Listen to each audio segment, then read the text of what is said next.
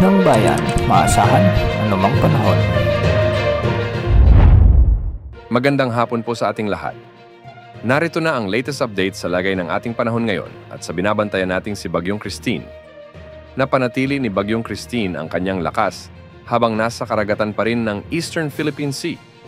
Huling namataan ng pag-asa si Bagyong Christine sa layong 335 kilometro, silangan ng Virac, Catanduanes.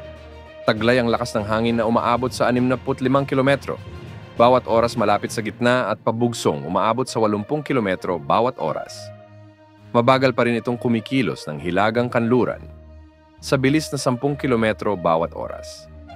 Dahil sa lawak ng bagyong ito, maraming lugar na sa bansa ang nakararanas ng masungit na panahon.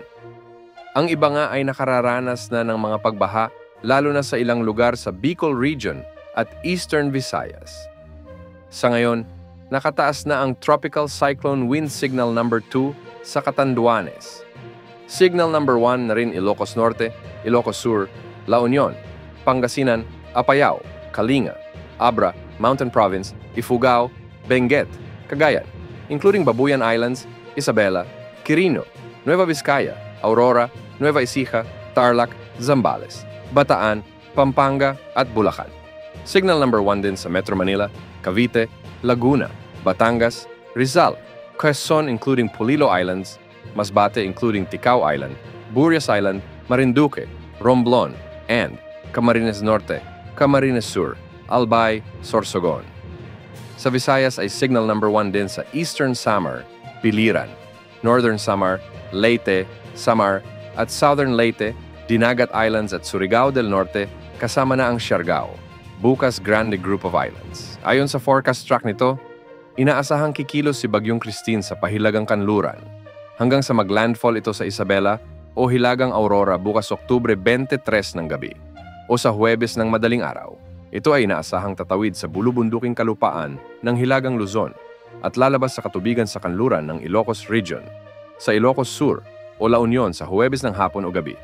Ang mga pagbabago sa forecast track ay hindi isinasantabi, kaya posible pa rin na mas bumbaba pa ang track nito sa mga susunod na araw dahil sa northeasterly winds na nagtutulak dito.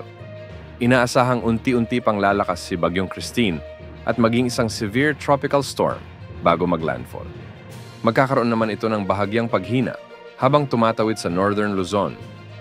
At kapag nasa bahagi na ito ng West Philippine Sea, maaaring umabot si Christine sa typhoon category bago lumabas sa Philippine Area of Responsibility sa Biyernes.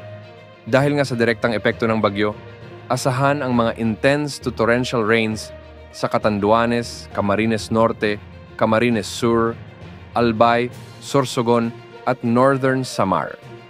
May mga malalakas hanggang sa matitinding pagulan na rin sa Masbate, Samar, Eastern Samar, Isabela, and Quezon.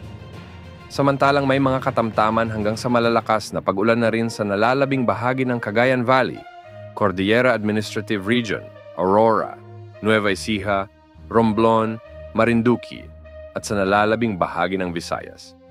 Makulimlim na panahon na may mga pag-ulan na rin ang mararanasan ng ilang lugar na nasa Tropical Cyclone Wind Signal No. 1. Dahil sa maganda ang temperatura ng mga karagatang dadaanan ng bagyo, hindi rin inaalis ang posibilidad na ito ay lumakas pa o magkaroon ng rapid intensification. Hindi rin inaalis ang posibilidad na bumaba ng bahagya ang track nito habang papalapit sa silangan ng Northern Luzon. Dahil dito, may tsansa pa rin ng pagtama o paglandfall sa bahagi ng Aurora o Quezon area, kaya posible rin na daanan nito ang Central Luzon at makakaapekto rin sa Metro Manila. Yan ang update sa lagay ng panahon. Ingat po tayo at maghanda.